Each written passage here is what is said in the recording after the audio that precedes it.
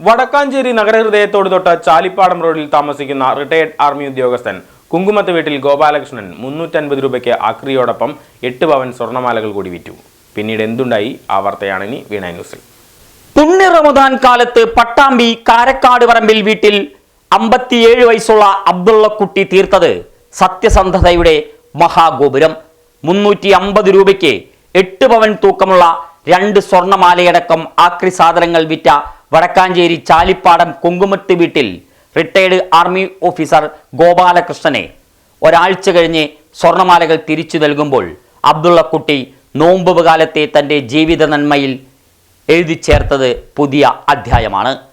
25 കൊല്ലമായി ഓട്ടുപാറ TB റോഡിൽ ആക്രിക്കട എന്ന പേരിൽ ആക്രി വ്യാപാരം നടത്തി വരികയാണ് അബ്ദുള്ളക്കുട്ടി. ഒരാഴ്ച മുമ്പാണ് ഗോപാലകൃഷ്ണൻ കുറച്ച് പ്ലാസ്റ്റിക് സാമഗ്രികളുമായി കടയിലെത്തുന്നത്. തൂക്കി നോക്കിയപ്പോൾ മൂല്യം 350 രൂപയുടേതായിരുന്നു. ചാക്കടക്കം ആക്രി കൂമ്പാരത്തിലേക്ക് എറിഞ്ഞു.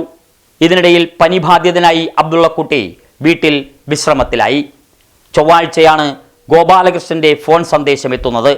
താൻ തന്ന ആക്രി സാധനങ്ങളിൽ നിന്ന് വിലപ്പെട്ട ഒരു വസ്തു കിട്ടിയിട്ടുണ്ടോ എന്നായിരുന്നു അന്വേഷണം. ഒട്ടും ഭയക്കേണ്ടെന്നും ബുധനാഴ്ച കടയിൽ വരാനും മറുപടി. വടക്കാഞ്ചേരി ആക്സ് പ്രസിഡന്റ് VV ഫ്രാൻസിസിന്റെ സാന്നിധ്യത്തിൽ കട തുറന്ന് ആക്രി കൂമ്പാരത്തിൽ നിന്ന് ഗോപാലകൃഷ്ണൻ എത്തിച്ച ചാക്ക് കണ്ടെടുത്തു.